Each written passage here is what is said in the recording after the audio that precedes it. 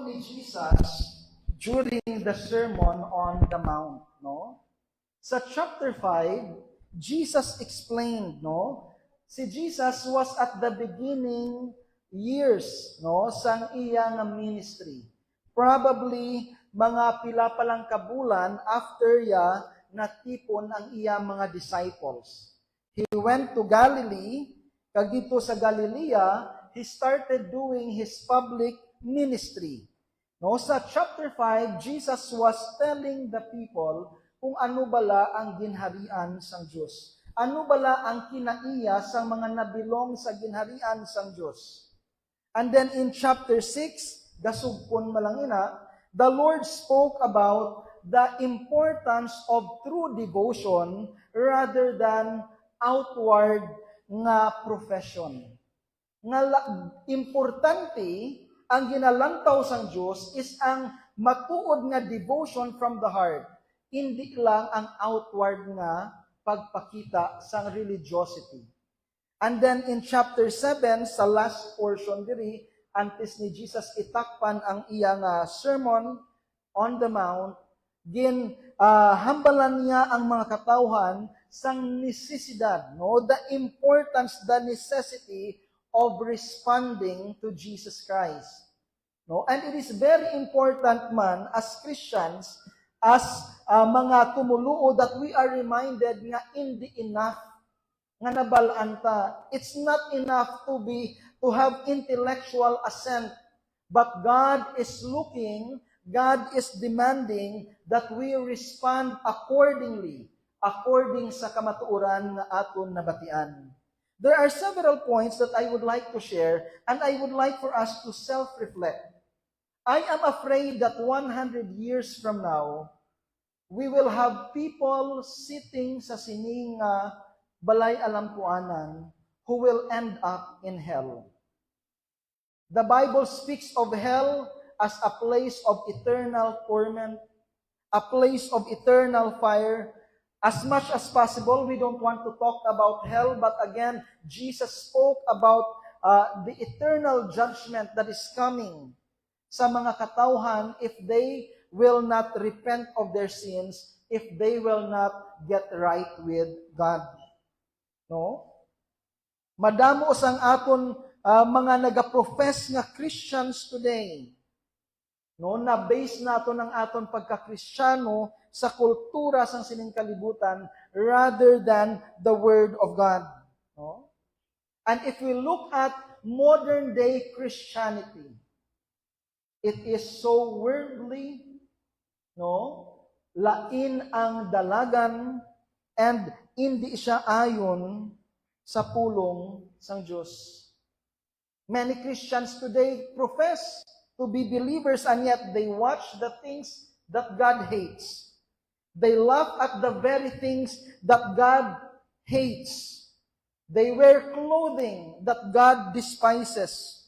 No, hindi lang ina, but they are as worldly as they can. No? Amo na bala, hambal nila, no? They talk like the world, they smell like the world, they love so much of the world, pero they profess to be believers of Jesus Christ. No? Nga Christian ikaw. Kay bangod niya nabautisuhan ka?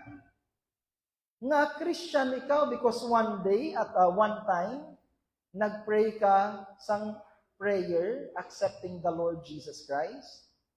Tandaan nato no, ang matuod-tuod nga Kristohanon are those who truly trusted in Jesus.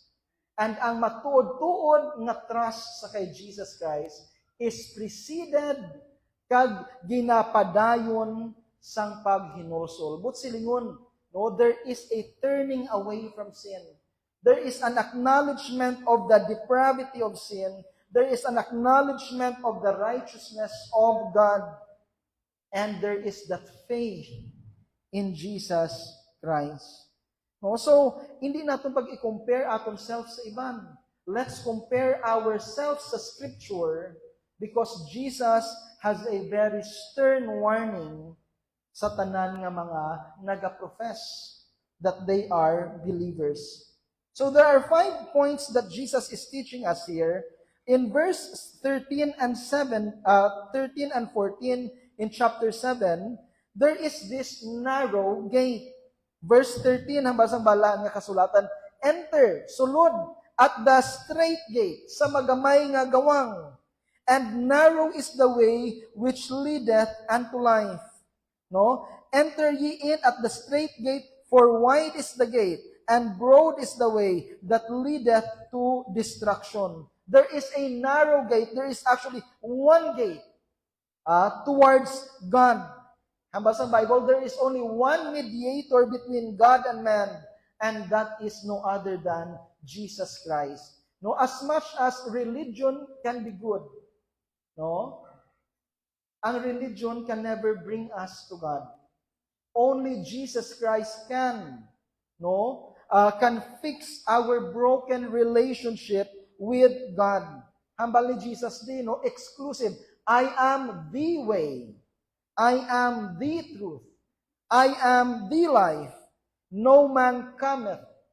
No, ay sa makapalapit sa amay kung hindi mag-agi sa kay Kristo Jesus. The Bible says, all have sinned and come short of the glory of God.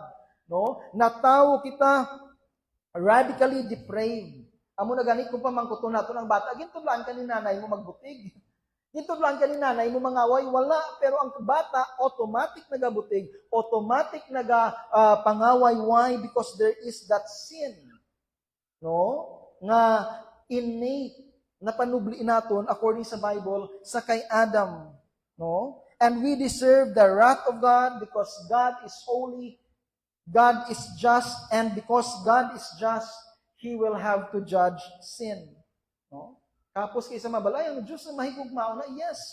And because God is love, He will have to judge sin. No, amo na bala, no, may mga pro-life nga movement sa US because they love life so much, they hate abortion. And because God is a holy God, no, He hates sin because sin destroys, sin kills. No, ang pamangkot diri, have you found that gate? No? Isa lang ang gawang, and that is no other than the Lord Jesus Christ. No? Balaan mo kung paano ka na-saved. Hindi bangod sa aton pagkamaayo, we are saved because when Jesus Christ was hanging on the cross, siya ang nagpasan sang aton kasalanan. No, siya ang nagantos, nagsalo sang kasingkal sang amay, nga supposed to be aton ato nga judgment, pero ginsalo sang bugtong nga anak sang Dios. Someone had to pay the price, and that is what Jesus did on the cross. No, amo na gani ang cross is a sign, a symbol kung do ano ka destructive ang sala. No, nga it took the life of the Son of God para lang mabayaran ang kasalanan. No? So anong hambalya diri? There is a narrow gate, and that is no other than the Lord Jesus Christ. So ang pamangkot diri, have you really trusted in Jesus? No? Again, I'm not saying intellectual assent nga balaan nato. No, balaan ko si Jesus. But have you personally given your life to Christ? Lord, it's not my will, but yours will be done. Lord, I know nga ang akong kasalanan may dako nga kabayaran, pero praise be to you. Ginpadala nimo si Kristo Jesus to pay for my sins. And today, no, He is my Lord and I trust Him as my Savior. So, amuning ginatudlo ni Kristo diri in verse 13 to 14. There is a narrow gate, one and only gate, but at the same time, in verse 13 and 14, amuning nalipatan itudlo sa mga kapasturan sa subong, there is also this narrow path. Makitid ang dalan sang mga Kristohanon. Verse 13, enter ye in at the straight gate, for wide is the gate, and broad is the way that leadeth to destruction. No? Hindi lang nga gamay ang gate. pero gamay man ang aton path. Subong ang mga polls, no, sa US may ara nga Gallup, may ara man nga Barna group, no, and they will do a survey, and ang divorce rate sang Christians kag non-Christians are almost the same. No?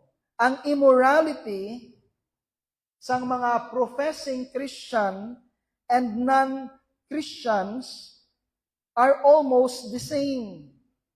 May mga young people nga kuno abi active sa church but they are doing immoral stuff. They are doing drugs. They are watching the things nga klaro na gyud nga hindi pwede sa mga Kristohanon. And yet, mahambal sila, ay Christian kami. Remember, Christians, no? Gamay, makitid ang dalan sang isa ka Kristohanon. No? Hindi dapat kita idiktahan sang culture. It should be the Bible, no, that dictates us. Kamusta aton lifestyle? No? Balaan naton bala kung ano ang sign sang isa ka Christian? Hindi lang nga nag-pray ikaw one time. Ang basang Bible, examine yourself. If you are a born-again Christian, if you are a child of God, you will walk in the way of righteousness as a style of life. No? Amo niyang aton conduct, hindi man sinless perfection, pero ang dalanon sang matuod nga Kristohanon, makitid. Hindi kita maka-indulge pag gusto sa mga butang that displeases the Lord. No? Hindi kita pwede makahambala, save ka. Pero kinahanglan naton iwali, no? Kung paano ang katawhan maluwas, no? We have forgotten to believe na ang kaluwasan is the work of God. And those who are genuinely converted, regenerated by the power of the Holy Spirit, manginbag-o na sila nga tinuga. No? So, pamangkot, kamusta ikaw? No? Are you a new creature? If Jesus is the Lord of your life, if He is truly your Savior, ang imo faith magmanifest sa lifestyle, sa conduct. So hindi lang there is that narrow gate, that is Christ Himself. There is that narrow path, no? May mga butang nga hindi na pwede sa aton. Amo na ganihan ba sa iban? I would like mag-Christian. Yes, it is. Because it is a life, no? You decide. Din ka nga dalan mausoy. Sa dalanon ni Kristo, or sa dalanon lang sang imo balatsagon. But also, another point that Jesus is teaching us here, verse 15, beware of the false prophets, which come to you in sheep's clothing, but inwardly they are ravening wolves. Ye shall know them by their fruits. No? Ano diri ang gusto ni Kristo itudlo? You will know a Christian by their fruit. No? Kamusta aton bunga? Do we exhibit the fruit of the Spirit?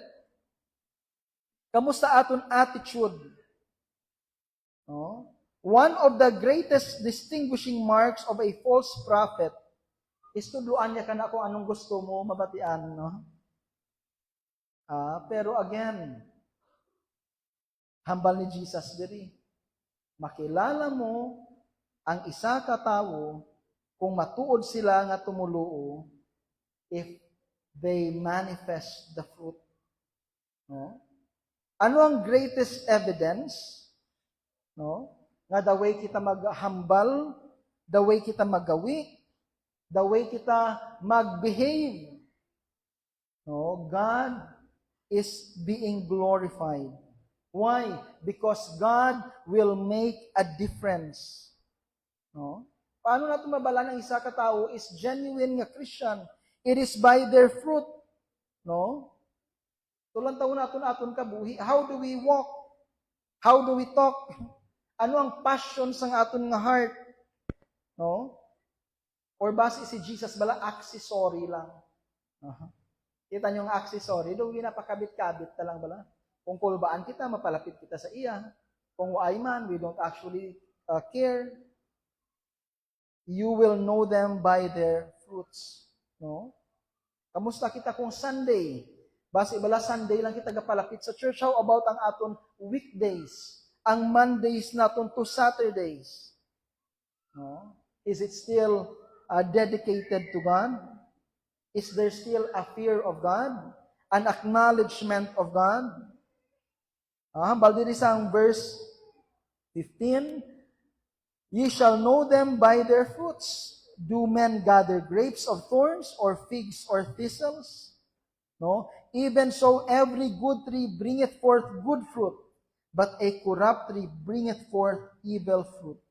A good tree cannot bring forth evil fruit, neither can a corrupt tree bring forth good fruit.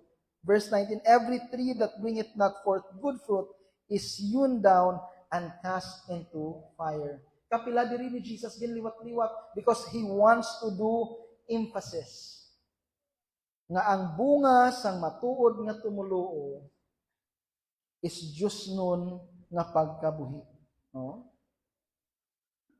Diyos nun nga pagkabuhi. Easily deceive kita sang aton tagipusoon. No? Pero may isa nga hindi naton ma-deceive, and that is God. No? Hindi kita magpa-deceive sa contemporary Christian nga culture kuno. No? I-base naton ang aton nga kabuhi sa clear nga ginatudlo sang balaan nga kasulatan. No? So there is that narrow gate, gamay ang gawang. There is that narrow path. And also there is that fruit, no, sa aton kabuhi. Number 4, diri that Jesus wants us to take heed. If we are truly followers, hambalya diri sa verse 21, very important. Not everyone that saith unto me, Lord, Lord, shall enter into the kingdom of heaven, but he that doeth the will of my Father which is in heaven. No? Bisan ano naton ka-profess, uay na bili sa Diyos. No? There are many, one day, mahambal sila, Lord, Lord, Ginoo, Ginoo. Sa verse 22, gani, they were doing religious works. No? Pero ang reality sang ilang nga life, hindi nila matuod nga Ginoo si Kristo Jesus. Paano naton matest nga ang aton nga pagtuo is genuine? Again, matest naton ang aton pagtuo nga genuine if it is affecting sang aton nga kabuhi. No? Ambal diri sang verse 23. And then I will profess, I never knew you. Depart from me, ye that work iniquity. No, kamo nga nagahimo sang kalautan, palayo kamo sa akon. So ang pamangkot, kamusta kita? Is Jesus really the Lord of our life? Or we are mere professors, no? Ga-profess lang kita, and we are not actual possessors. No? Ang evidence sa pagka-Kristiyano, hindi kayo nag-eskwela ka sa Bible school. Hindi kayo nag-serve ka sa church. No? Kaya hambal ni Jesus diri, damo na sa dason, one day, when they face God, they will be excluded. No? The Lord will tell them, depart from me, ye that work iniquity. No? So ano diri? No? A Christian should have a style of life that is concerned about doing the will of the Father. No? Kag kung ang Diyos ang aton nga amay, when we disobey, the Holy Spirit comes. Hamba sa Book of Hebrews, may pagbakol. No? So ang pamangkot dili, kung padayon ka nga nagalangoy sa kasalanan, nga as if do okay ka lang sa gyapon, paminagbinaga utod. If you are a genuine Christian, you cannot escape the spanking of God. No, God is not a derelict father. If you can play around sin, if you can love the world and the things of the world, if you can always be involved in the world and doing the things of the world, no? Kag waay naga-reprimand ang Ginoo sa imo. Ambal ni Jesus, time to check if your faith is genuine. Kaya ang matuod-tuod nga pagtuo will always bring change and transformation from within. No? So this is what we see here. Hindi lang nga may fruit, hindi lang nga ang nagatawag. Pero the last verse that I would like for us to highlight sa pamulong ni Kristo Jesus, there are two foundations. In verse 24, therefore, whosoever heareth these sayings of mine and doeth them. May duwa gali ka pundasyon ang kabuhi isang tao. Tandaan nato na duwa ka tawo na diri ang ginhambal ni Jesus ang nagapamati. Ang isa nagpamati kag naghimo, ang isa nagpamati kag wala man naghimo. No? Hambalya diri sa verse 24, ang nagpamati kag naghimo do kasubong sang maalam nga tawo nga nagpatindog sang iya balay sa igang. Kag nag-abot ang unos, nag-abot ang baha, naghuyop ang hangin, and beat upon the house, and it fell not, for it was founded upon a rock. Mga kauturan, one day, the judgment of God will come. One day, ang kasingkal sa Diyos ibukbo sa kalibutan. Ang pamangkot diri, ang kabuhi mo bala na pundar sa igang sang kabuhi. Is your life founded on Jesus Himself? Kay kahapos magpamati. Pero if you don't take heed, when judgment comes, sambal diri sa verse 26, and everyone that heareth, but sila nakabati sila, this saying of mine, and doeth them not. Ano hambal diri sa verse 26? Nag-abot man ang unos, nag-abot ang hangin, nagbunggo sa balay, and great was the fall of it. Grabe ang kalaglagan siniway, because this house was built on the sand. No? So mga kauturan, ano ang pundasyon sang imo kabuhi? Will you let the Lord speak to you and change you? Or will you let the Lord nga mabatian mo lang and then naglapos lang sa piyak mo nga dulunggan? There is a narrow gate, isa lang, and that is Jesus Himself. There is a narrow path. Ngabot silingon, it requires holiness. God demands devotion. God demands our loyalty. Hindi na kita pwede, mabutong sa kalibutan. Hindi kita dapat magpauyon sa kalibutan. A true believer has a life that bears the fruit of the Spirit.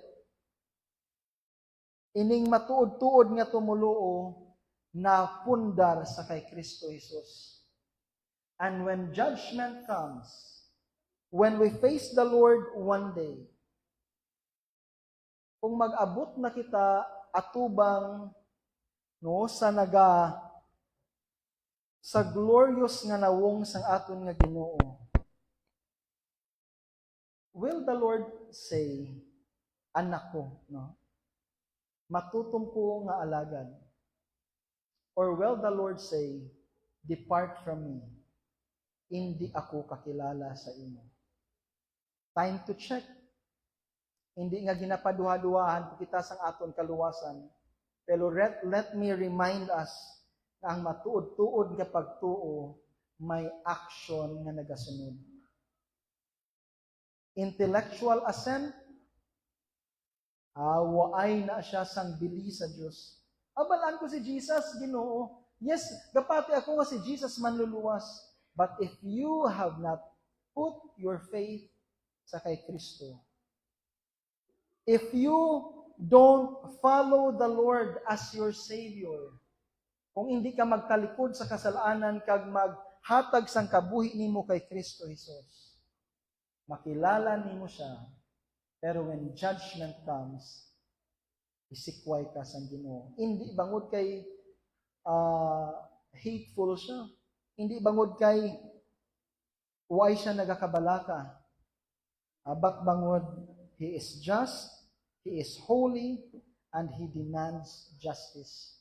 Pero sa subong nga tion, samtang may kahigayunan pa, give your life to Jesus. Trust Him, give your life to Him, make Him the Lord, the Master, sang imo kabuhi. And one day, when that time comes, makahambal si Kristo sa imo. Well done, thou good and faithful servant. Enter into the joy of the Lord. No? Magsulod ka sa kalipay, no, sang imo Ginoo nga iya ginaman antes siya pa ginhimo ining kalibutan.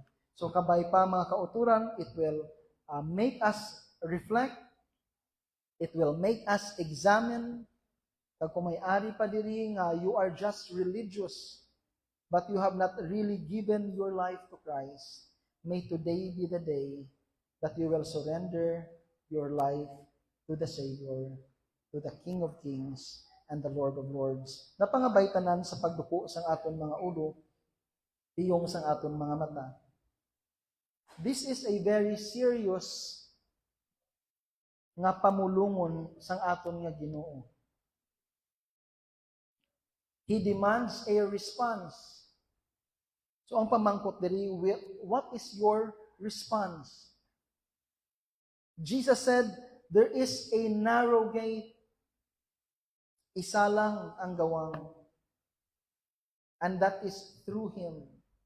Ang pamangkot, ara kagidman bala kay Kristo Jesus. Have you trusted Him? Is He the Lord of your life? Is He your Savior? Your personal Savior? Have you made a personal decision to give your life to Christ and trust Him with all your heart? Kung ikaw nag-profess that you are a Christian, there is a narrow path. Do you love the things of God? Or maybe you delight sa mga butang nga kalibutanon? Do you pursue holiness? Or base ang aton ginapursu ang passions sang unod? Christians o si saa imo kaugalingon? Very crucial for a Christian. Hindi lang nagalakat kita sa makitid nga dalan kay gingusto ta, pero ang matuod-tuod naton nga pagsunod sa Ginoo magadala sa aton sa makitid nga dalan. What is the fruit of your life? Is the fruit of the Spirit visible? Do you have this love, joy, peace, faith? No? Are you long-suffering?